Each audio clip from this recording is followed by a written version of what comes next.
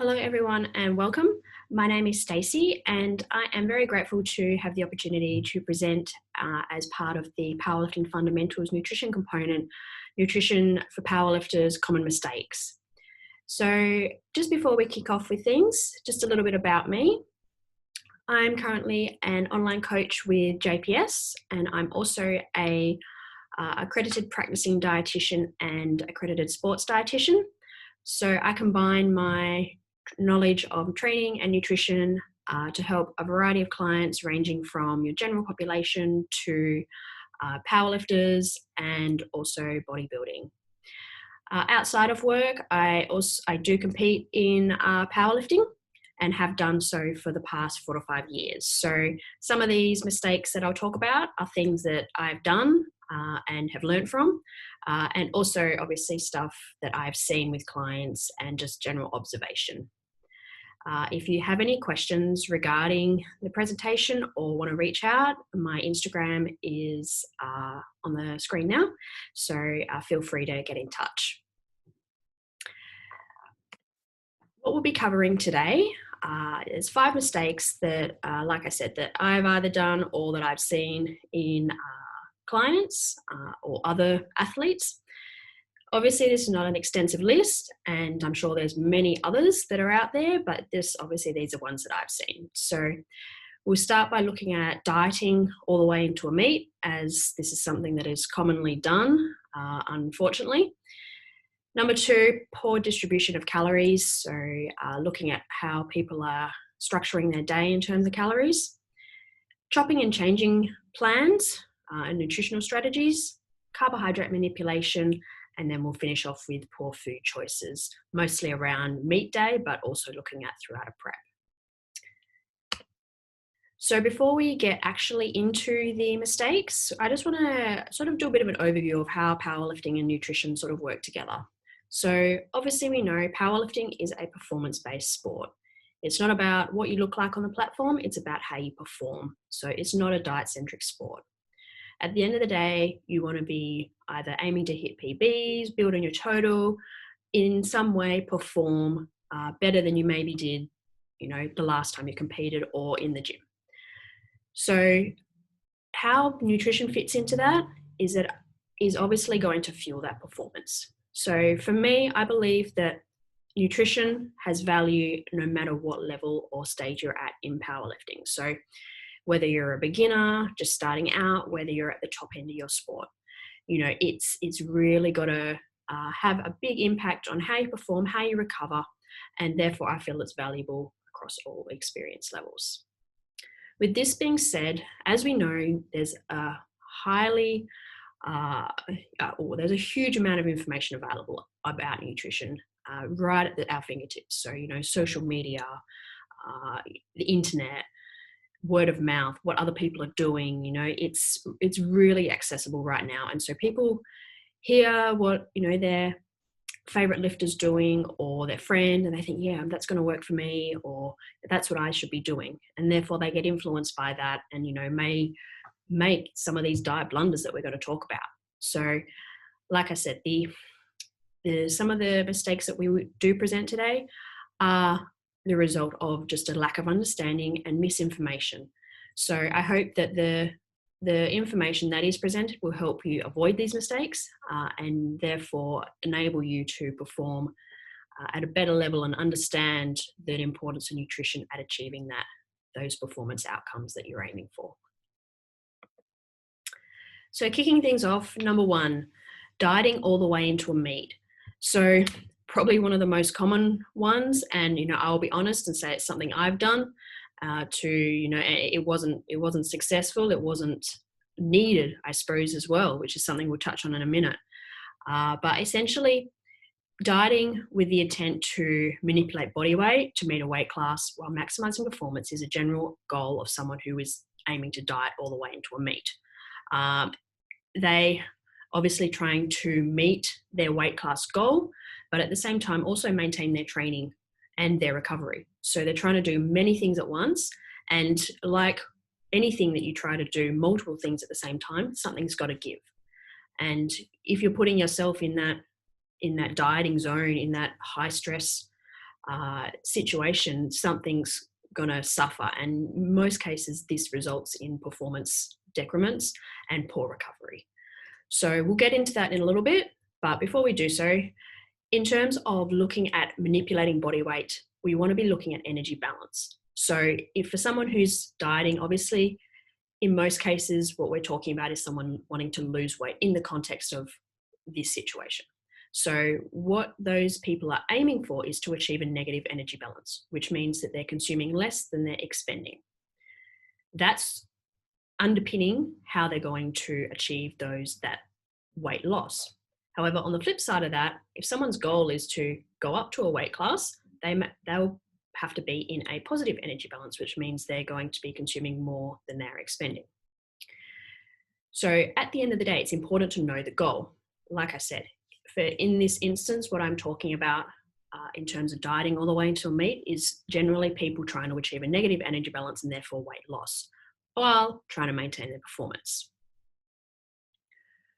And when we talk about acute versus long-term composition changes, what we're talking about in regard to acute is things that will occur right before a meet, such as water manipulation, carbohydrate manipulation, to just drop that last bit of weight, but they don't necessarily impact your body composition. They're only manipulating your body weight. In comparison to this, which is the long-term composition changes, what we're talking about here is managing lean tissue and also body fat levels, which is obviously going to change the shape of the body and contribute more to performance outcomes. So they're just two things that we need to, I suppose, distinguish between in terms of when we're talking about dieting.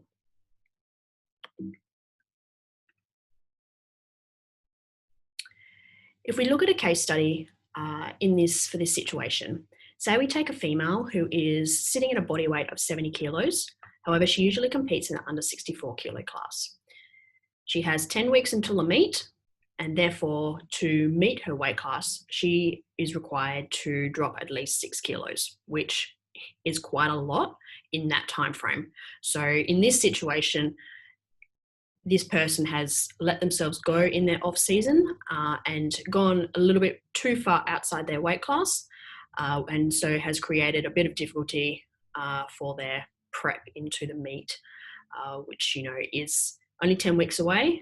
So it's going to have to be that this person enters into a caloric restricted state for likely the duration of her prep, which, or in conjunction with other acute weight loss strategies. So this is a bit of a danger zone, as a prolonged deficit throughout a prep while she's trying to peak her lifts, perform at her best, recover, as well as maintain that energy restricted state, is possible and or likely to have a negative impact on the performance outcomes, which at the end of the day, that is the main goal. So not an ideal situation in terms of this example.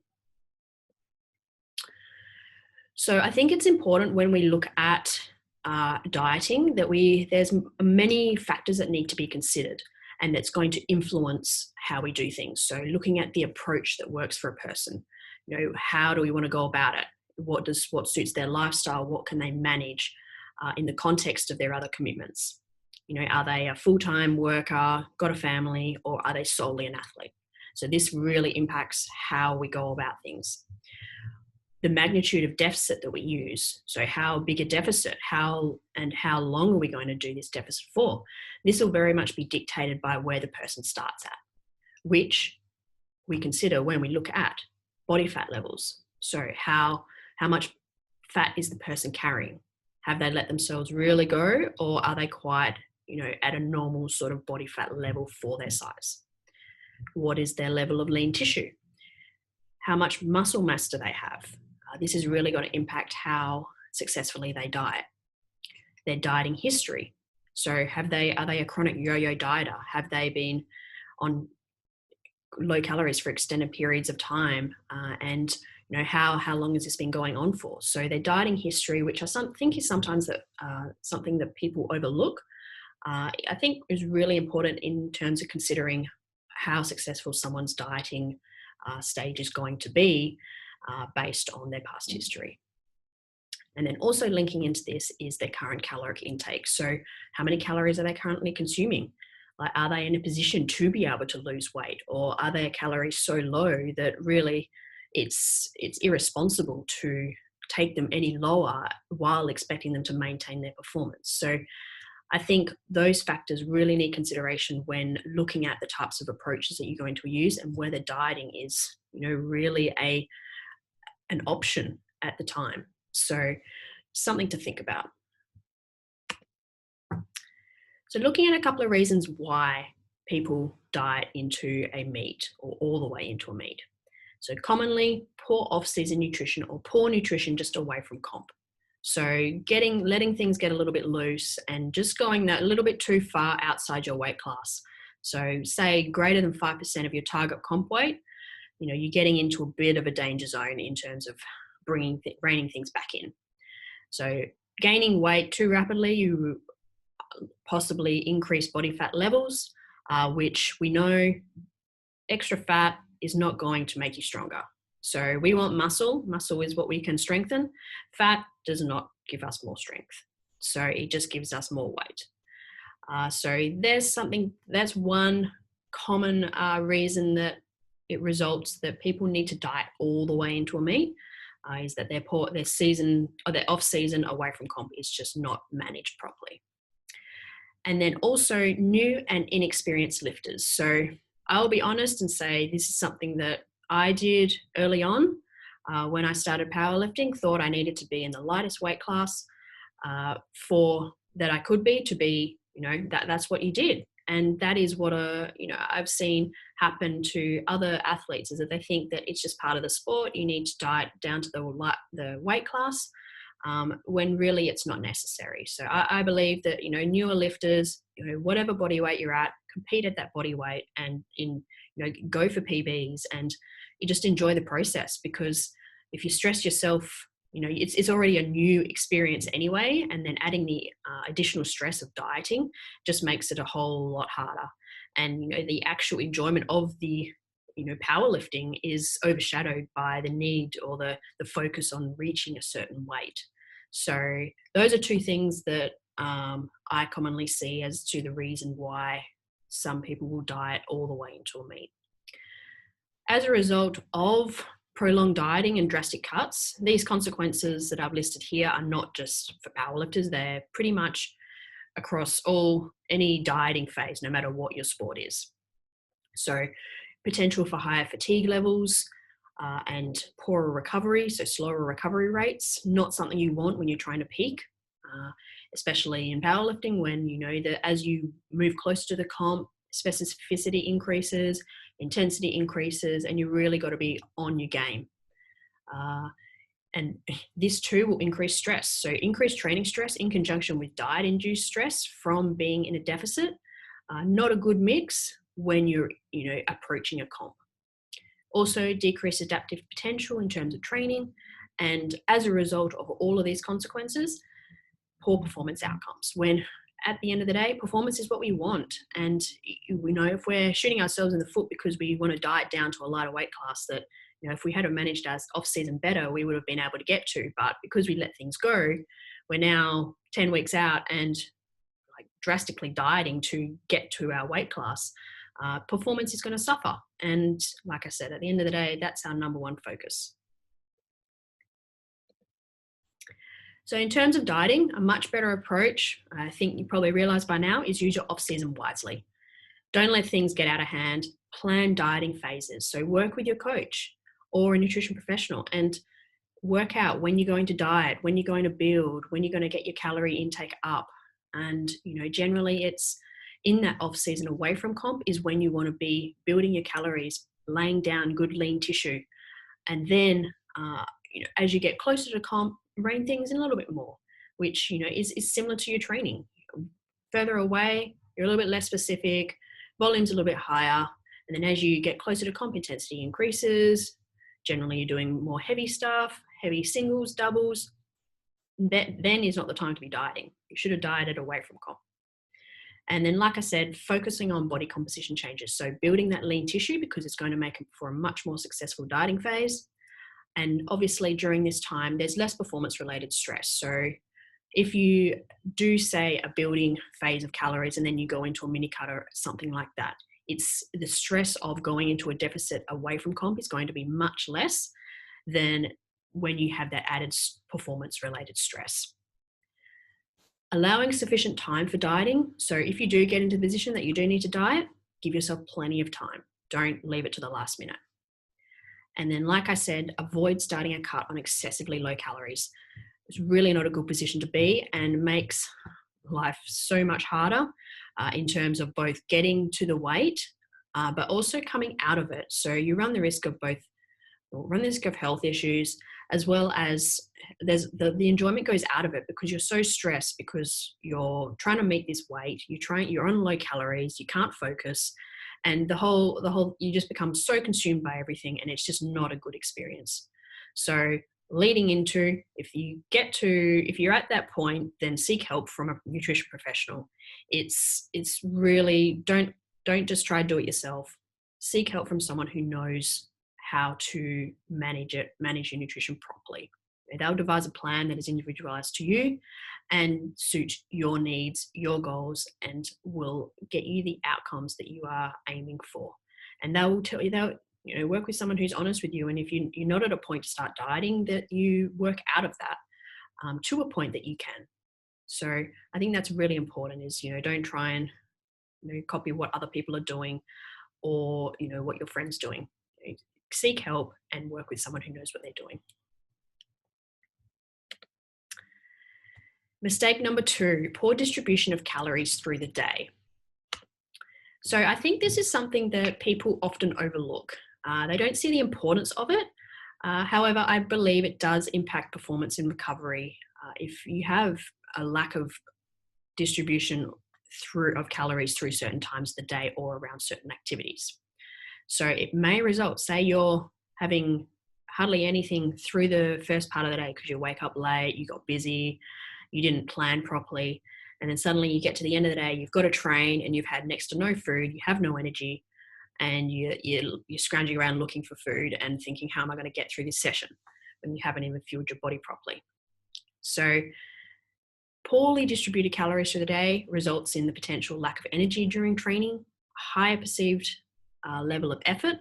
So things just seem that whole lot harder when you haven't eaten properly, which results in reduced session quality, which when you're in a performance-based sport, you want to get the most out of your sessions. You want to be hitting those numbers that you need to be hitting, especially in a prep.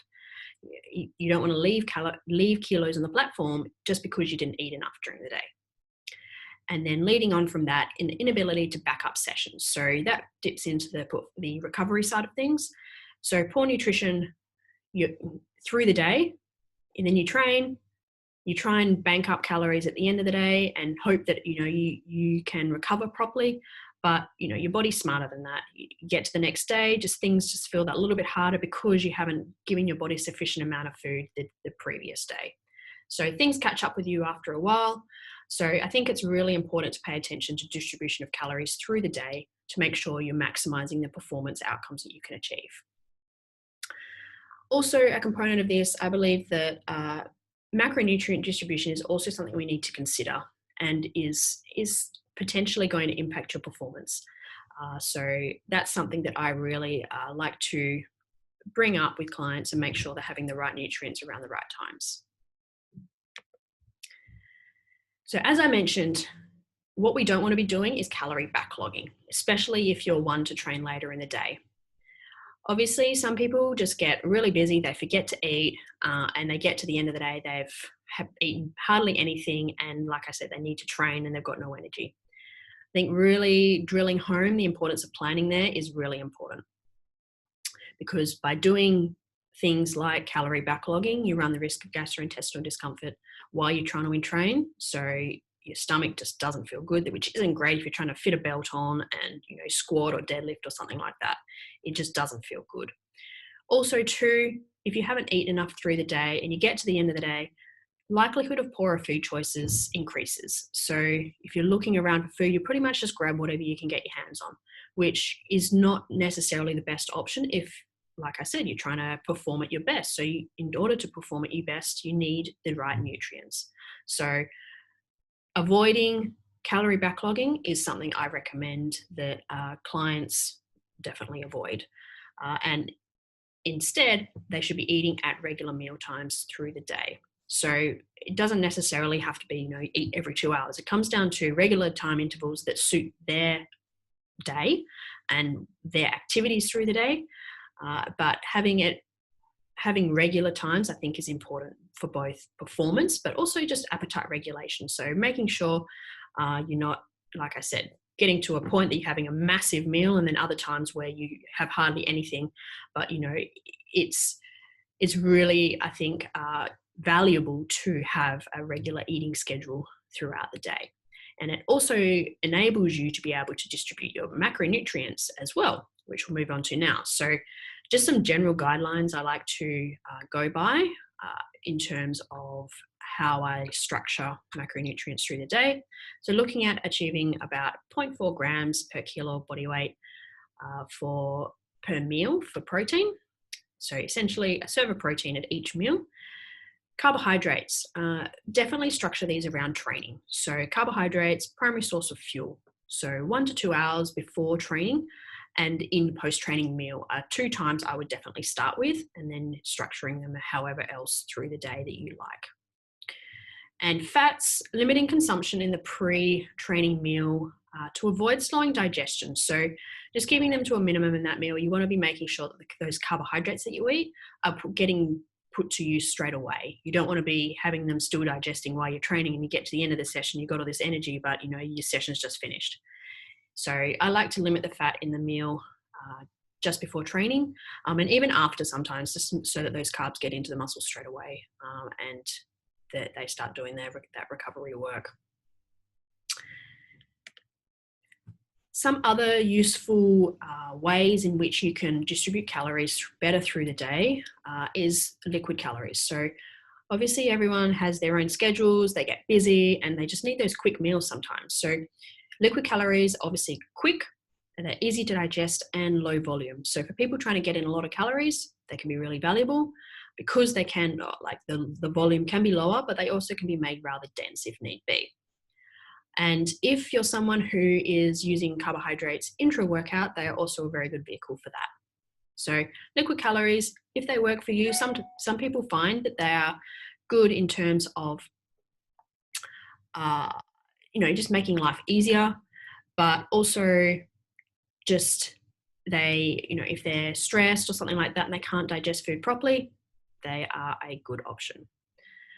And just touching on caffeine. So this is more so towards if someone they might have had one of those days and just haven't been able to distribute their calories properly, or they've gotten to the end of the day, they just need a bit of a pick-me-up before training. So caffeine can be a really useful pre-workout, and it can potentially reduce the perception of effort or fatigue. However, something to be mindful of is when you have it, especially if you're having it later in the day, as it can, if taken too close to sleep, it can affect your sleep, which is not ideal if you're trying to recover properly. So if we're looking at dosage, we're looking at about 1 to 3 milligrams per kilo of body weight as a good starting point, but obviously everyone's different. So working with what works for you is really important, because if you don't need a massive dose if you can get an effect with a smaller dose. And the last point there, planning. So I can't stress enough planning out your day. Even if you might be tracking calories, you might not, but it's about structuring your meals in a way that suits you, that's going to benefit your performance and the overall that you can adhere to. Because at the end of the day, if you can't adhere to it, it's not going to work. So planning is really, really important. Number 3, chopping and changing nutrition plans. So essentially a recipe for getting nowhere. Just because it doesn't work overnight doesn't mean it doesn't work. So there's so many quick fixes, the latest trend in terms of what people are doing. There's so much out there, like I said, in terms of nutrition information, but At the end of the day, you need to find what works for you. And in order to find what works for you, looking at trends over time and assessing changes is really important before you go changing something. So I'm not talking about just looking at what happens in one day. You know, whatever the scale does in one day is not going to tell you anything. I tend to look at, scale weights over the course of a week, 2 weeks, 3 weeks, calculating averages based off them. And then if things aren't moving in the direction that I want, then I'll make a change. It gives, the more data you can get, the more informed you can be about the changes that you can then make. So in terms of a better approach with your nutrition, committing to a nutritional strategy, assessing its effectiveness, and then taking action if you need be.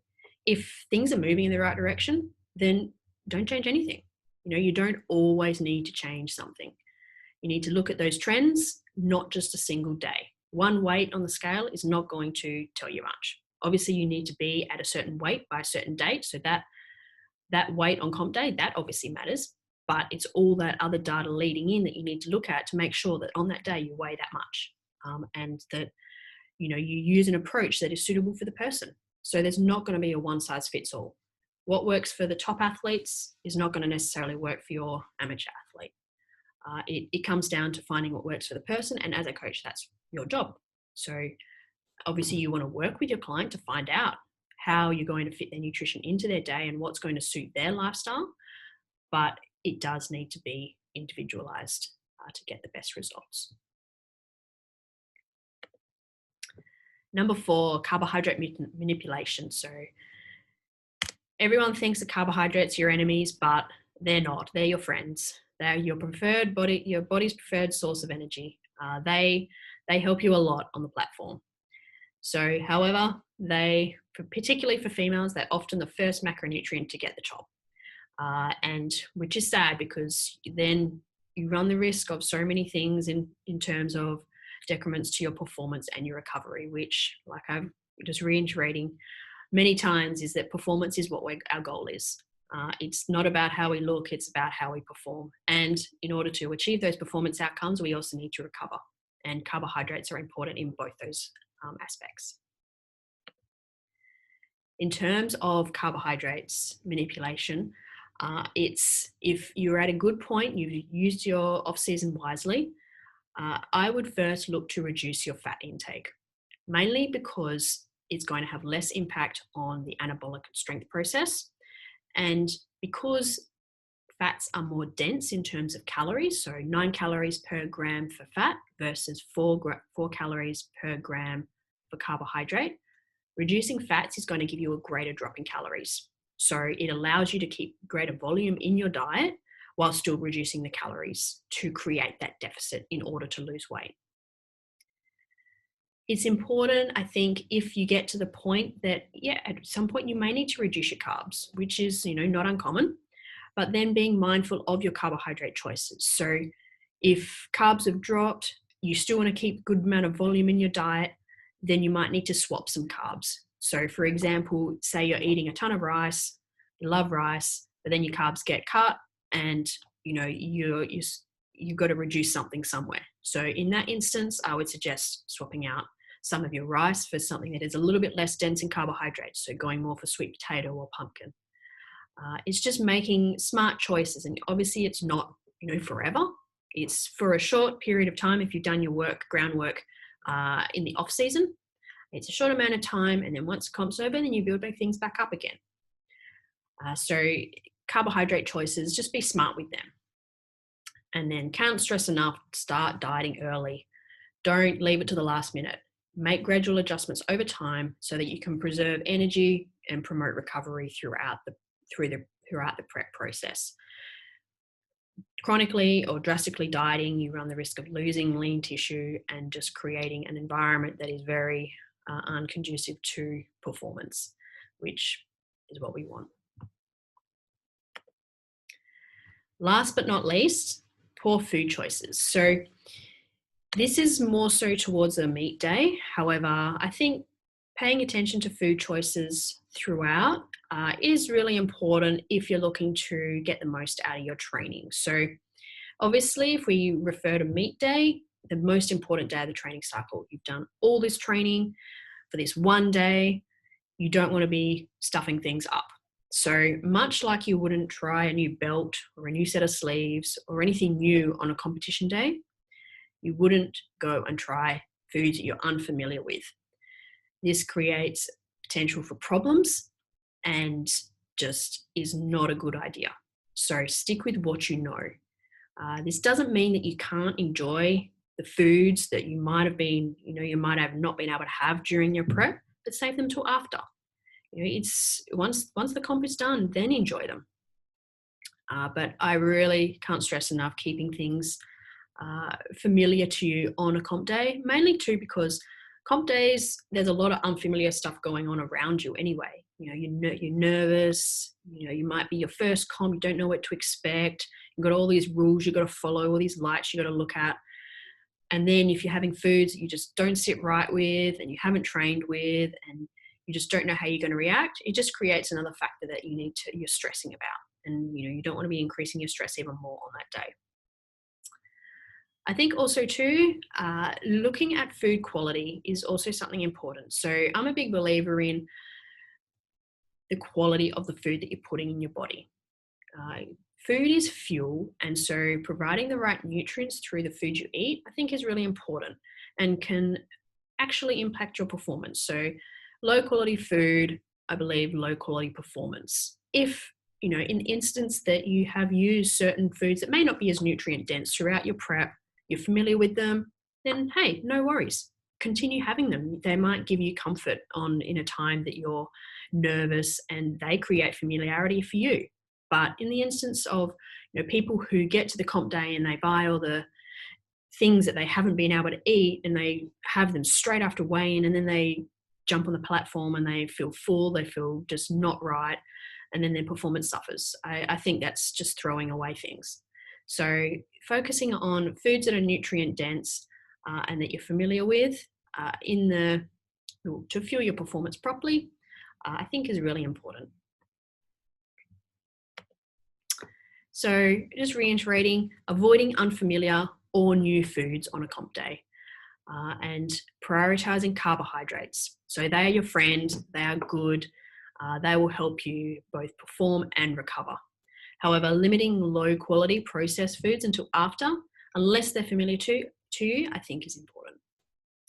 And then last but not least, choosing lower fiber options that are quick digesting to limit stomach discomfort. So the last thing you want to be doing is running to and from the bathroom on a comp day.